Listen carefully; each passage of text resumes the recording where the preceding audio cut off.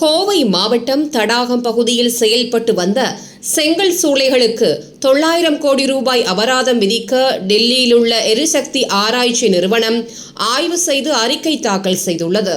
கோவை மாவட்டத்தின் தடாகம் மற்றும் சுற்றுவட்டார பகுதிகளில் 185 செங்கல் சூளைகள் சட்டவிரோதமாக 1.10 கோடி கியூபிக் மீட்டர் மண்ணை அகற்றி ஓடைகள் மற்றும் நீர்வழித்தடங்களை சேதப்படுத்தியதாக விசாரணையில் தெரிய வந்துள்ளது. இதனைத் தொடர்ந்து சென்னை உயர்நீதிமன்றம் அனைத்து சட்டவிரோத சூளைகளையும் மூட உத்தரவிட்டதுடன் மின் இணைப்புகளும் துண்டிக்கப்பட்டன.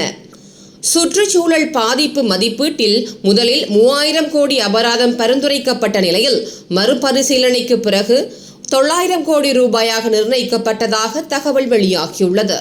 ஒவ்வொரு செங்கல் சூளைக்கும் தனித்தனி அபராத தொகை குறிப்பிடப்பட்டுள்ள நிலையில் தேசிய பசுமை தீர்ப்பாயம் வழங்கிய அறிவுறுத்தலின் பேரில் மாசு கட்டுப்பாட்டு வாரியம் உரிமையாளர்களுக்கு அறிக்கை நகல்களை அனுப்பியுள்ளது.